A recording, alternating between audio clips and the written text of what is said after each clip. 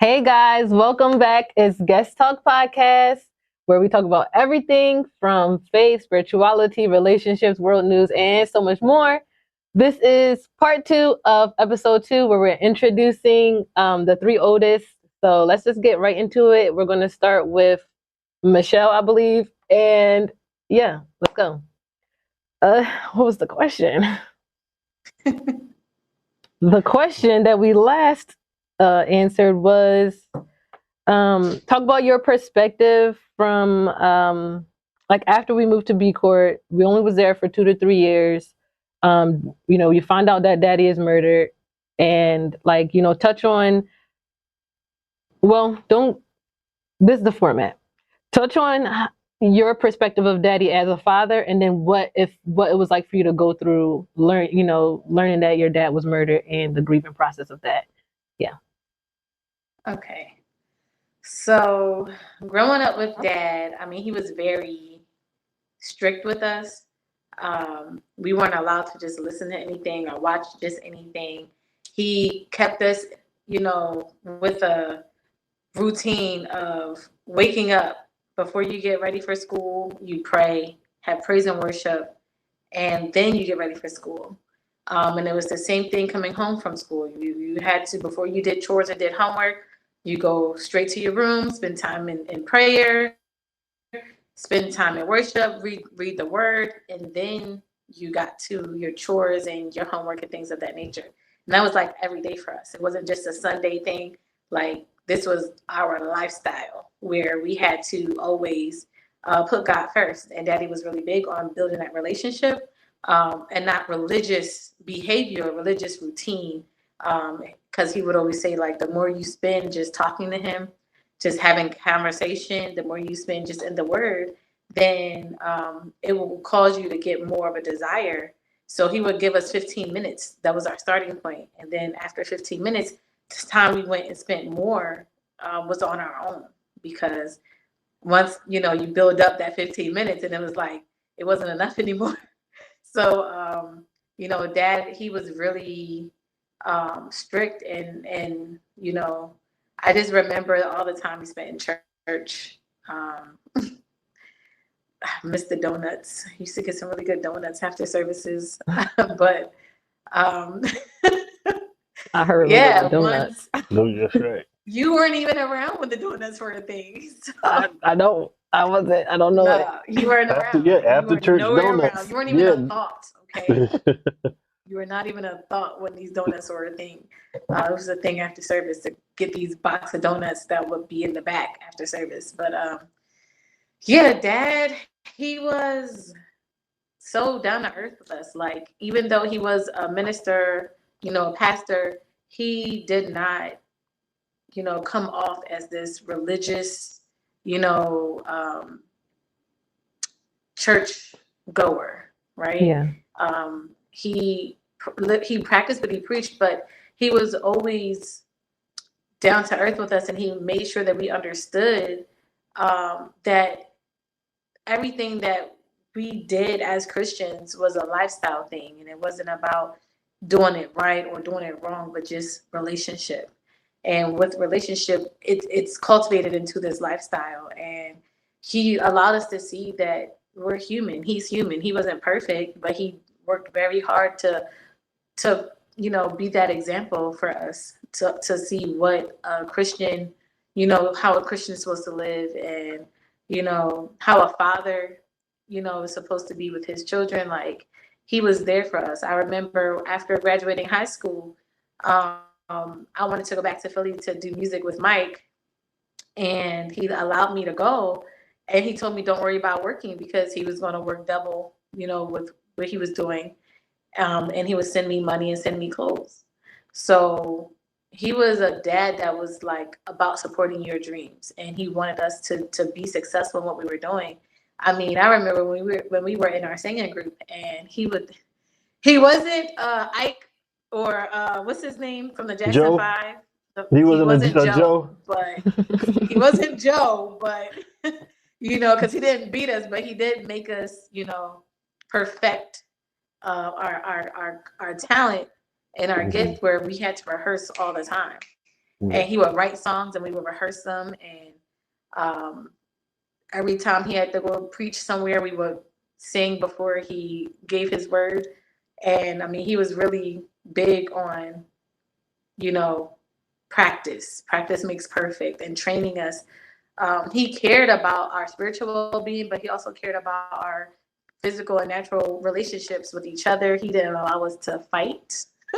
Like, you know, I used to try to beat up my brothers, and especially Mike. Because Mike, I was saying, brothers. I know me and you never fought, so I know that was not the case. Not me and you, brother.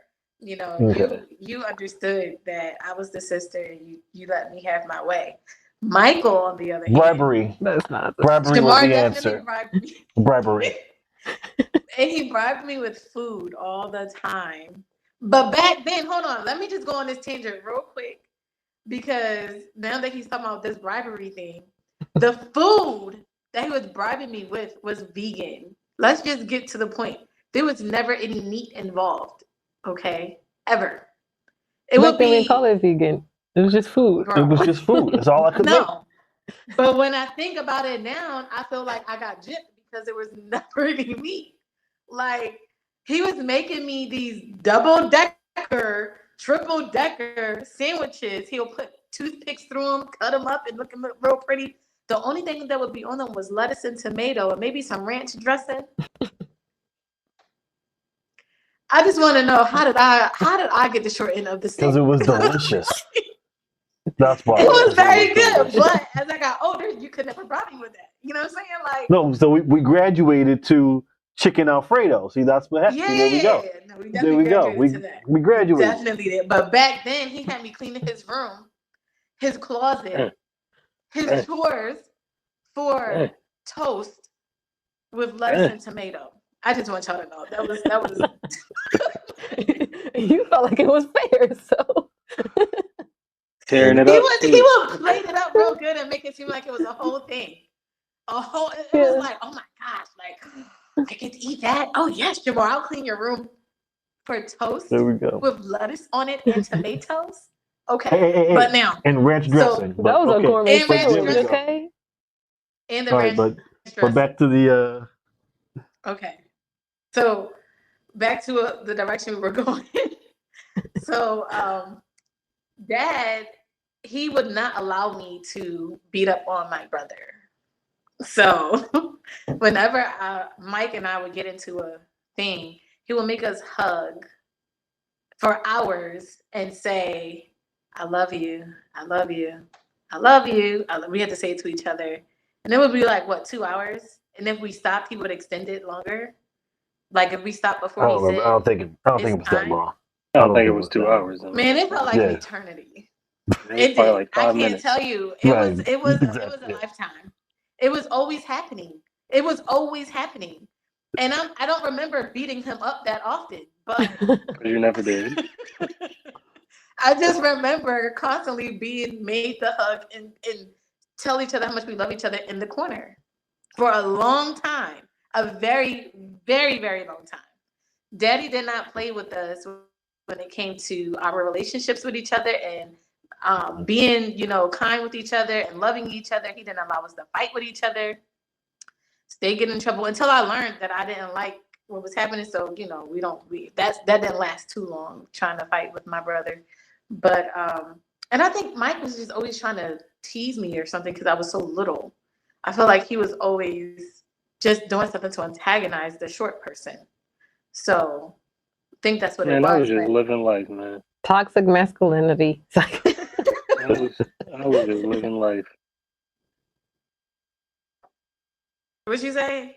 Because I said I was just living life. Wasn't nobody even thinking about you. Right. He stayed doing things to make me have to comfort him. But Daddy wasn't for that. Daddy didn't allow us, growing up in a household with a lot of siblings. That's not the norm. You would normally hear siblings say, "Oh, we always had a fight. It was always all this drama and all this, toxicity." That wasn't the thing. Like, we're so close knit because Daddy made it his purpose to keep us close, and he didn't allow us to fight. Like, if we were fighting, we would get in trouble. It wasn't like it was encouraged or allowed in any way. It was always love, love, love, love, love. And I appreciate that because today that's how we are. We talk often, and before we hang up, it's always an "I love you" exchange because Daddy ingrained that love in us for each other. When I got the news first, I was the one who answered the door when Daddy died. And if I can back up just a little, before we got the news, I was the last person that talked to Daddy before he went out the door because he came in late and he was finished his route, dropping someone off. We go into the kitchen, we're having a conversation, and we were actually talking about his relationship with Mom and doing something. He wanted to surprise her, to do something really sweet and kind. Janae had talked to him and got him into getting her a card. And so me and him had went and picked out a card a couple of days before that. Janae was giving him pointers on how to be romantic because he was trying to be more romantic with Mom. And so then he went and got some candles, and his favorite scent was like the vanilla and brown sugar. And so he got those scents from Mom. And so he and I were just talking more about him building a more romantic relationship and how that looks and why it was so hard for him.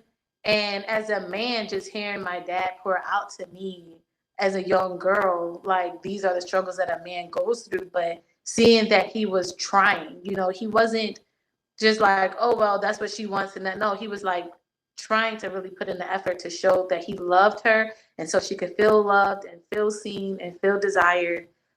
He wanted to try to reach her on her level when it comes to love language. And so I was helping him figure that out.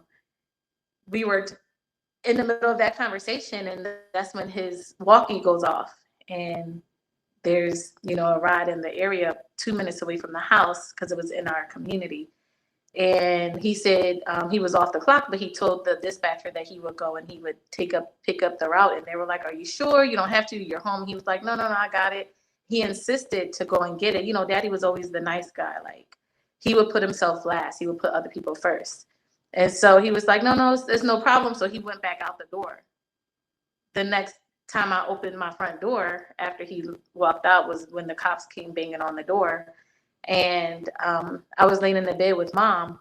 I go down and answer the door, and it's the police. And they're with flashlights, bright lights, and they're asking me, am I Michelle Guest? And I'm like, yes, but I think you're talking to my mom because my mom is also Michelle Guest. So I had Mom to come down, and I just remember them saying, you want to take a seat. And when you hear them say that based off of movies, it ain't never good. So we knew it was something, right? And that's how we got the news. They told us what was going on. I don't want to recapture that whole night of events and everything that happened because it's just too much. But at that moment, numbness hit, and just trying to process that my dad's not here anymore. And that now my mom has to deal with 9 children by herself. And just remembering watching Mommy walk the floor and says, no, he can't be gone because he can't leave me to do this by myself. He can't be gone. He can't be gone. Like, what am I going to do? Like, I can't raise 9 kids by myself. Like, what am I going to do? How am I going to do this? He can't be gone. And she was in disbelief. And I had to start making phone calls because she couldn't. So that was the turning point for the rest of our lives. For y'all younger ones, I'm sad because y'all will never know who your father was. But for us, 18 years still wasn't enough. So. Okay. It's hard to transition from there, but we could go on to Michael now. So yeah, same question for you. What was your perspective like with Dad? Like, how was he as a father with you, and from your point of view? And then, what was it like finding out, about him dying or being murdered, and your take on those events? Yeah. I think it's always interesting to hear other perspectives from other siblings of how they engage with daddy. Just Shamar, in part one was like, he's like my best friend, and I'm like, ain't no way, because like he was my best friend. Like, So like, how did that? What do you mean? He can only have one, and that has to be me. But he did it so effortlessly. The last time talking to him was that night. I think I was working on music, and I was asking him to listen to something, and he's like, "I'll listen. I gotta run out. Like I'm gonna listen to it tomorrow." Well, tomorrow never came, right? So, um, but he always made sure that he found time to, make each of us feel independently like his favorite, right? Or like my friend. I think he did that very well. Um, and yeah, that night rings out like, what I'm saying? Cops at the door, flashlights going. Um, Definitely a numbness. You know what I'm saying? That took over, and I think that I can't speak for all of us, but definitely for me, that carried over years. Of how you like it's one thing to lose a parent to natural causes or maybe a car accident, but someone else's malice, like unprovoked malice, hits different. Yeah. Especially when it's not, like I said, it's not like, oh, they were sick, okay, understandable. Oh, they were in the hospital. We were waiting for this day. Like, nah, I was waiting for you to come home. You know what I'm saying? So, um, that impacted the way I did life, the way I did relationships, um, forward, until probably the last 3 to 5 years, and we're talking next year will be 20 years. You know what I'm saying? Like, yeah, it's a big hit. It was a heavy hit for sure. When you're 18 and you're like, yeah, now I'm gotta go into the world and be a man. And you be like, damn, well, who gonna show me how to do this? Because now he gone. Now I'll figure it out. You know, um, but yeah, it was definitely shaping, for our lives, for our futures, for how we would handle things, for how we would handle conflict, how we would handle resolution, how we would handle grief, how we would handle losing other people. All right. I think that kind of set the bar for me, and where the numbness kicked in with kind of was kind of in that nobody else is going to be able to hurt me like this hurt me, right? So you throw these walls up and say nothing's ever going to hurt me like this again. I'll make sure of it because I'll just wall up. And that went on for years in the in that grieving process. So yeah, that's all I got to say. I had a question. I'm gonna try to remember it. Just because I kind of want you to kind of like expound more on like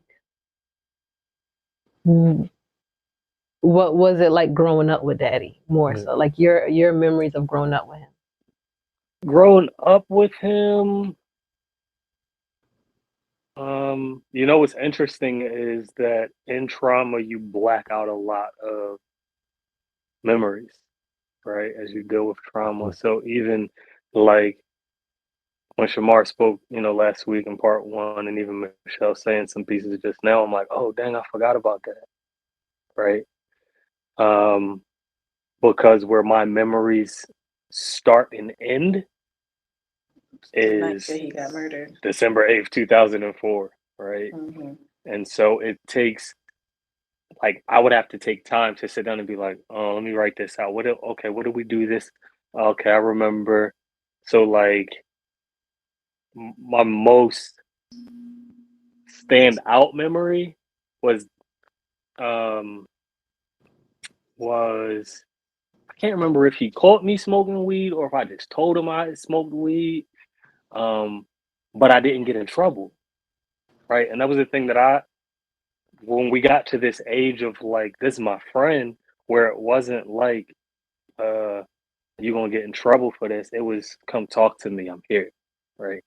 Um, and so I remember we were on Herb Street, and we sat down and we talked, and he was just like, "Look, I know a homie who da da da da da." We ran through a whole story, gave me this scenario, and I'm like, "Dang, that would never be me." He said, "Yeah." He said the same thing, and I was like, "Oh, all right, well, I guess I should stop this, huh?"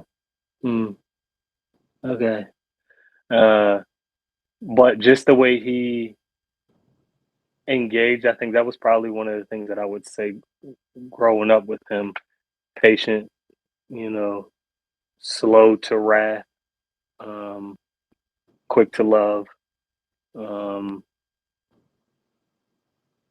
super fun. You know what I mean? Everything was very lighthearted and jovial with him. But when it was serious, and you knew. Mhm. Yeah. Um, you knew, you know what I'm saying, what He time didn't it even have to was. raise his voice. Nah, didn't have to raise his voice. I don't remember him ever raising his voice. I don't. Yeah. I don't know what it sound. I mean, outside of maybe like a "come here," like we're outside or something, but like in anger, no. Yeah, Yeah. Very He always even. was very composed. Yeah. super even kill. Yeah, and You could see when he was angry in his eyes, but in how he dealt with this, you would never. super chill, super composed. Um, yeah, like nothing jumps out. Like I said, like for me, um, a lot of my childhood memories have been suppressed from trauma. From the trauma, where that my mind doesn't go there to think about him. My mind goes to where he and I left things. You know, um, and I lived there for years, so it's tough for me to, without much preparation, to go back and be like, oh, when you was 10, what happened? But definitely, the prayer times, uh, for sure.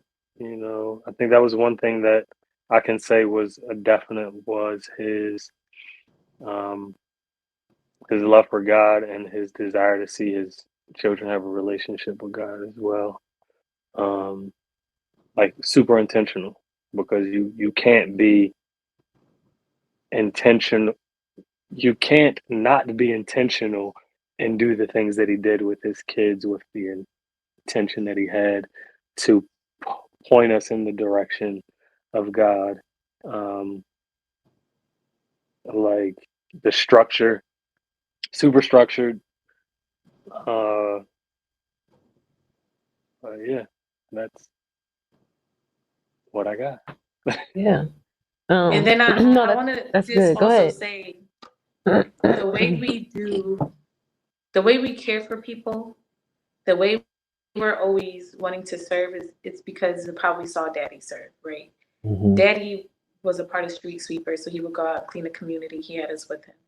He would go out, set up his keyboard, and sing "Remember Too Legit to Quit," and he did a whole message off of that, right? In the park, in the projects, in somewhere in Harford County or Baltimore. I don't even know where the projects were, but we were at the projects. And he set up his keyboard. He had like what was it, a Yamaha? Nah, little Casio chill. Casio. Was Yeah. it a That was a Casio? Casio. Casio. That was a He had Casio a chill. Casio, And and no he would. Yamaha. He ain't had no money. But I just knew it was a keyboard. I remember the color. It was like the dark gray, it was a keyboard, what have you. But he had set it up, and he would just get on there and do a few things. He wasn't very talented, but he had, he knew how to hit a few things and make some beats. And he preached the message off of Too Legit to Quit. And then, he had us serving hot chocolate and soup and a part of, feeding the people in the community and the homeless community. And it was a regular thing. So the way Dad would engage the community, it was never about the cameras being around or anything like that. It was just a part of his servitude to show. It was a part of how he showed his love for God, right? Yeah. So he loved God's people in a way that he believed God loved him. And he wasn't judgmental. Like, Dad, you could come to him about anything, and he never judged you. He never yelled at you. It wasn't like, oh, I can't believe you did that. It's like, okay, now let's talk through it. And I remember getting in trouble a lot because of my mouth. And he would want me to understand why I was being punished. And it wasn't like, well, because I said so. His thing was always, I want to make sure you understand what you did and the consequences of your actions. And then he would ask me if I thought it's fair, what the punishment would be, or how do I think I deserve to be punished? And it's like, no, I get it. I understand. Like, okay. He was really big on teaching us lessons about life. And even when it came to biblical views, it was very much about life application. So it was always about how we can live our life and being the best versions of ourselves that God called us to be, while still being humans that he knew were not perfect.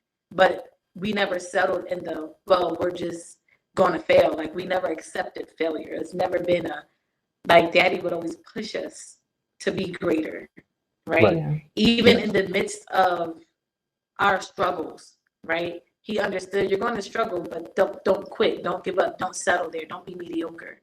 He didn't accept us coming home with anything less than a B. You know what I'm saying? Like, he always pushed us to be great at everything that we put our heart and our mind into, even again down to the music. So yeah, I have so many memories of Dad because I was his oldest girl. You know what I'm saying? I was his only girl for 6 years. So our bond is very different, I think, than with them, because I was his girl that he was very protective about. I wasn't allowed to just go anywhere and wear anything. He always wanted to make sure I was covered and modest. Sometimes it didn't even, the outfits he would come up with didn't even, it's like, why would you send your child outside to look like this?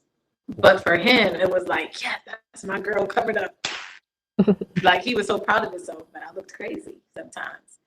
I remember him doing my hair whenever mommy would have to give birth. I loved the fact that he would do my hair, but my hair would look crazy. My hair didn't look like it was done, but he just did it. So, he worked very hard to always just be present and to just show us the right way. Conversations were had that we couldn't just have with Mom. You know what I'm saying? Like, yeah. He was just easy, so understanding. He didn't let us get away with murder, but he still was just so. We could play with him in a way that we could never play with Mom. He wasn't so uptight, though he was extremely strict. He was militant, but he still had this balance to him. So, yeah. Yep. It's like, I know I'm gonna get in trouble for this, but I would rather get in trouble by you than by you. Like, they handle things differently. It's like, your punishment will probably even be worse than what Mom's gonna give me. Oh, absolutely. But I'd rather just deal with you, because it's like you'll ease me into this. Mommy's gonna fly off the Uh-huh. handle. She gonna grip you up. She gonna slap you around a little bit. She gonna call you some names, maybe, And And now there were times I did prefer to just get the right, from and mom because once it's done, it's done. right. Once it's done, it's Dad was done. an ultimate punisher, so he knew how Giving to you make it punishment for a last. whole year. Bro, I stayed on punishment for 3 consecutive years. Daddy he never forgot. He never forgot. I mean, Mike was grounded for a whole summer one time, like actually in his room for a whole summer. A whole summer. I mean, yeah, that Not was like that. child abuse in his room, but like he just couldn't go outside and do everything else. Yeah, we be outside playing. We look up in the window. Oh, yeah. Mike is looking out the window, looking at us. The problem is the only reason Michelle was punished for 3 consecutive years because she never stuck to it. They'd be like, Michelle, you're grounded for 2 weeks. She'd be like, all right, half a weekend, she's outside jumping rope, and she down the block somewhere. And so they're like, okay, so 2 more weeks. And she just kept on doing this until eventually it ended up being like 3 years straight of punishment. And then sometimes it wasn't even that. It was because the day I would get off, it was not my fault. I promise you, Jesus made me this way. God Don't blame the Lord. Don't blame Jesus. He made me like this. He put this mind in me, right? He created this being that I am. And for some reason, starting to sound like Adam. For Like, some Lord, this reason- woman you gave me. You gave me this woman.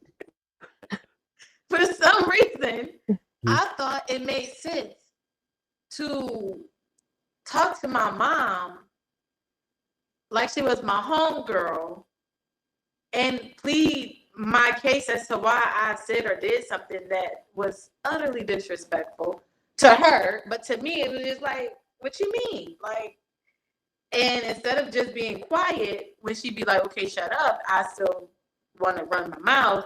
And then I just continue to add on. And it's like, the day I get off, I feel like the devil just kept tempting me to get back on punishment. Make sure you put the blame on the right person. Like the devil was conspiring. But God didn't create sin, put okay? this mind in me like this. Like he made me this way. I'm gonna always ask the why, right? I was the last one to get saved. Daddy didn't, when he was ministering to everybody and everybody's getting saved and getting filled with the Holy Spirit. I was just like having all the questions, and he was just like, okay, we're gonna talk more about it. You're not ready. Let me work with them, and I'll come back and sit down and have more conversation with you. But right now, let me deal with them.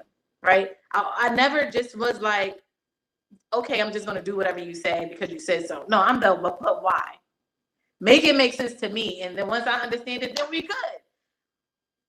With your parents, you can't always do that. You know what I'm saying? And mommy wasn't one of those parents that you can always do the but why with, right? And so I would do that often, and it would lead to me getting back on punishment. And it literally would be the same day I just get off. I'm right back on.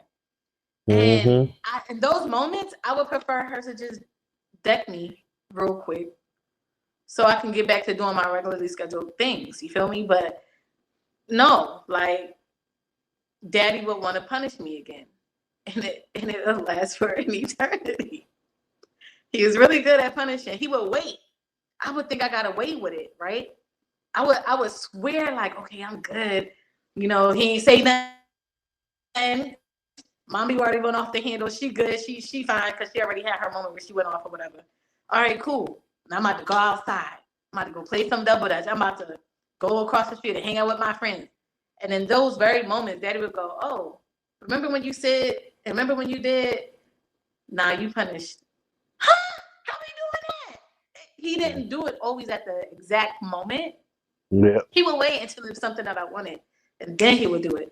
And he would tell me the way that he is so like what is the word that you use when somebody like he thought about it in advance? Like he would premeditated, meticulous. Yeah, oh, there you go. I'm like, I don't know. He was so meticulous, but he would like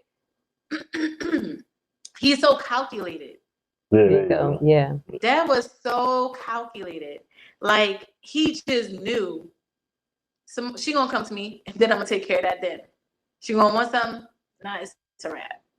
Like, oh man, I got so many stories. I'll be here with y'all all night. We ain't gonna get into it because I got stories for days about. I remember one time he helped me upside down. The one time I remember him beating me is the one beating I can never forget because I felt really bad about my actions when he whooped me. Oh yeah, I thought you said you wasn't gonna go into it. I'm not gonna go into the other stuff, but this is what I'm going to say. Did. This I'm not gonna go into. There's so many more stories, but this one right here. This is the only whooping I remember because I don't remember getting beaten by him. Like, he would always punish me. This time he hung me upside down. I forget. I was cussing my parents out and the kids out.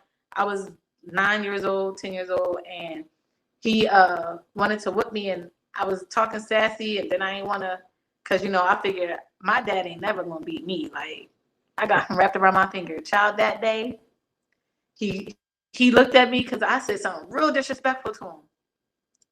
Like, profane. Like, I was using profanity. And he grabbed me by my feet, held me upside down. Touching the pearls. Like, oh no. You use profanity with him? He held me upside down. You cussing at daddy? And spanked my behind.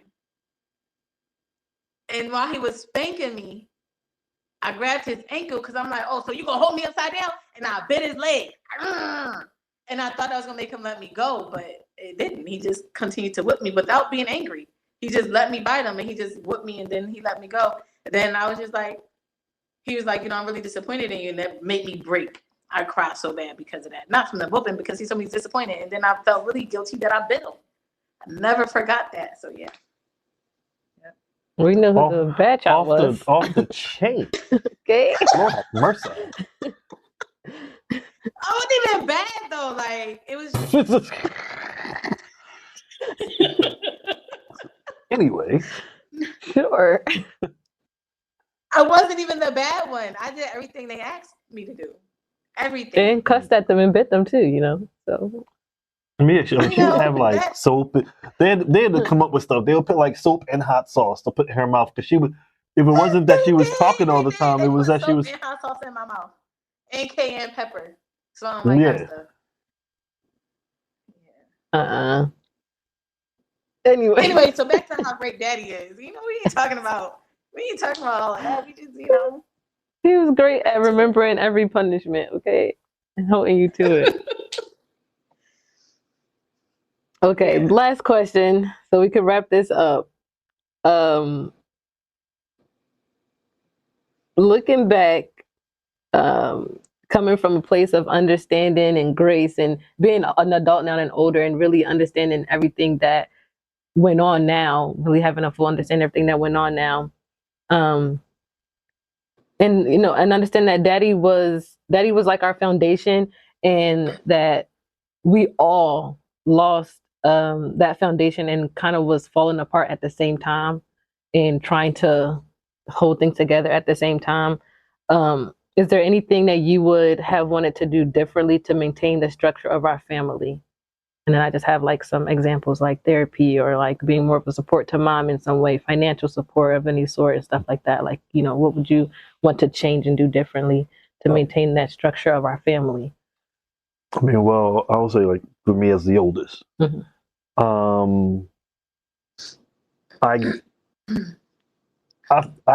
kind of felt like I put my life on hold because I felt like I was trying to I don't say take daddy's place, but step up.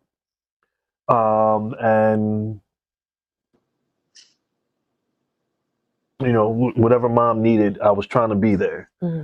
But at the same time, there was the feeling of, you know what, you know, I got a life that I'm trying to live too. I'm trying to, you know, go out there and, you know, start a career, start my own family at some point, you know, because this, for me, this was, I was 19. And so now here I am, you know, a couple of years later, I'm in my 20s and I'm like, you know, hey, I'm trying to get things started, but it's like, I can't leave things the way they are.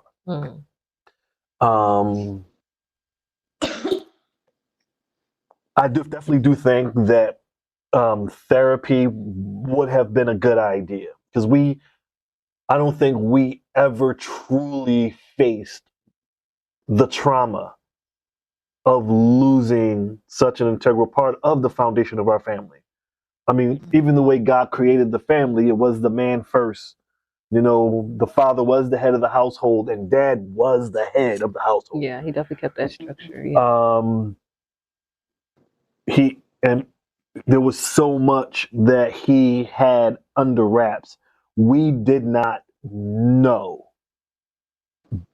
everything that he was dealing with from a financial standpoint. I still to this day do not know how he provided for a family of 9 kids, like with his one income. Like, Jesus had to be in the back breaking the loaves and the fishes or something, because I do not know how he managed this. Yeah. We had lights on, we had food on the table. I mean, did we have all of the nice things? Like, I understood that growing up. Like, we're not gonna have all the nicest of things and stuff. I got that. Mm-hmm. But even now, I know, you know, we live in today under Bidenomics or whatever. So, you know, our 2 incomes trying to feed 4 people. With me and my house, we be looking like, dang, can we get an extra stimulus check or something? Like, literally. But with him and 9 kids, and it was just him working. We weren't giving him money. We weren't paying rent. You know, even when we worked, that was our money. So I don't know how he made that happen, but he did. And then losing that, and then now you're starting to see, okay, these bills are coming in. That's the electric bill every month. This is how much it costs to feed everybody. Oh my goodness! And so you're trying to, now you're being exposed to the weight that he had on his shoulders. Yeah. And nobody was ever able to fill that role. And so I think that we should have tried to come together at some point and have a conversation. Us older ones definitely dealing with the loss of somebody that's been a part of our lives, our entire lives, obviously. You know, but then at the same time, we don't want the younger ones to feel like they have to mature quicker. We want them to still be children. And so I remember personally just looking at you guys when you were younger and just thinking to myself, like, what can I do to shield them from it's like the danger, the consequences of losing a father like we had all these years. It's like they're not going to grow up with that foundation.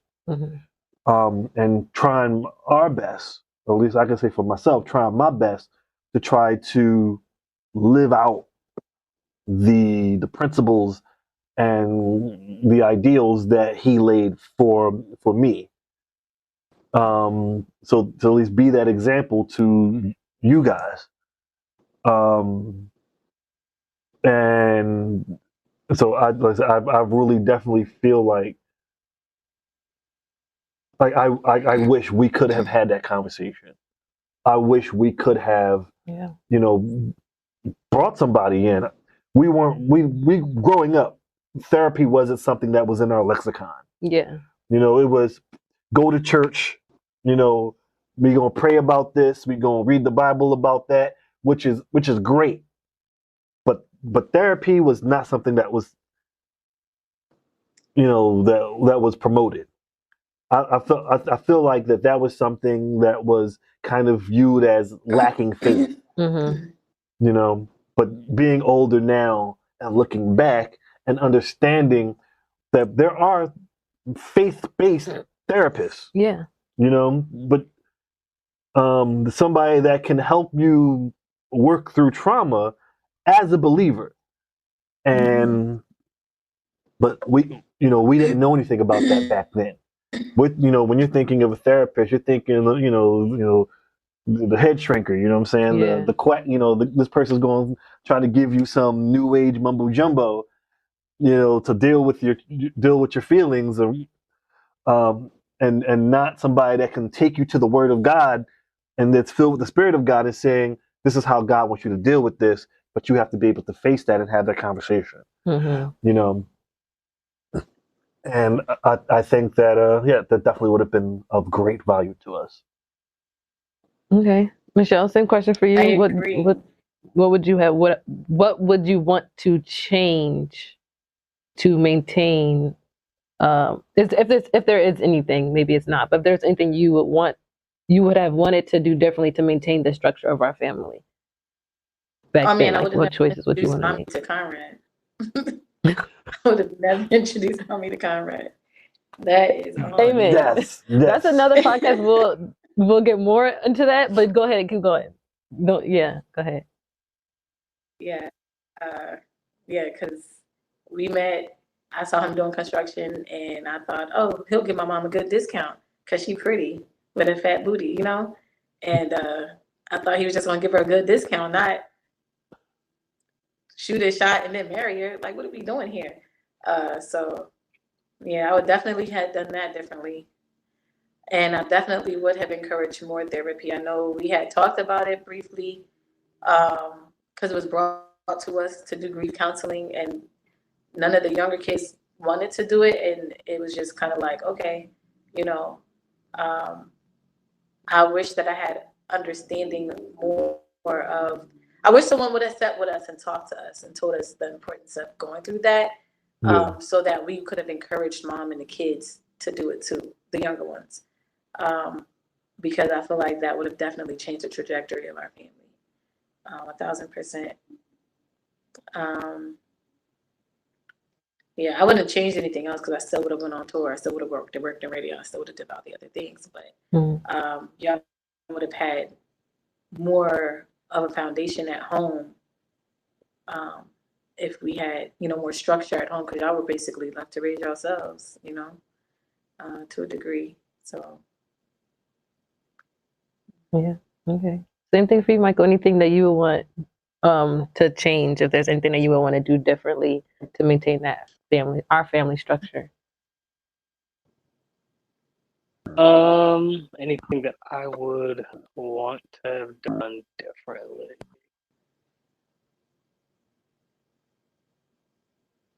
No, I mean, I would kind of echo the same thing that Michelle said. You know, um, like I said, it wasn't until probably within the past 3 to 5 years of starting to really unpack and deal with a lot of what happened. But given the opportunity, 2005, um, I think it would have for sure been, beneficial. Obviously, to just know how beneficial it is years out, but to know like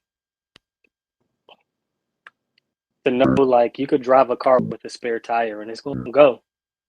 You know what I'm saying? But it'll actually drive better with all four regular tires. You know what I'm saying? And I feel like for, you know, 13 to 15 years, me personally, like I'm just riding on the spare. Like I'm gonna get there.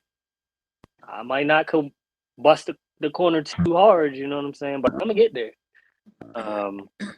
And so I do think that that's where therapy would have come in to help us navigate through why we're feeling this way, what to do as we feel this way, and a better,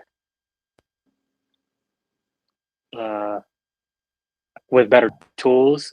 You know what I'm saying? So that's probably what I would say would be the one thing that I would add into the mix of what we did, um, you know, with life after losing daddy. Um, yeah, outside of that, I feel like that could have changed a lot of how each of us did life, at least us older ones, because we were, at that point old enough to leave the house. You know what I mean? Yeah. You know, but yeah, that's what I would say. Yeah. Yeah. Okay. I mean, that will pretty much wraps up all the questions that I have. I'm not sure of anything else that you guys want to mention before we close out. No, I think this was great. At least that's a good introduction. Yeah, for sure. Yeah. It's just the introduction. We'll dive deeper into more of the details of these topics and ask some more questions. Definitely with like relationships and grieving. Like Michael was talking about, like how it really affected how we went throughout life. So we'll definitely dive deeper into more details. But I think this was a good introduction of meeting the older siblings and their perspective on the life of growing up in the Guest family. So we'll see Yeah, you I'm just guys. glad I have I'm glad I have a therapy session next week. For sure. Yeah, mhm. Yeah. Oh, bro, you don't understand. Yeah. I mean, you do understand. Yes. Mhm. Thank God for therapy. All right. We're gonna wrap it up. See you guys in the next episode. Follow us on everything, comment, like, subscribe. Everywhere we are on everything. Guest Talk Podcast. So yes, thank you. See you guys. Have a good one.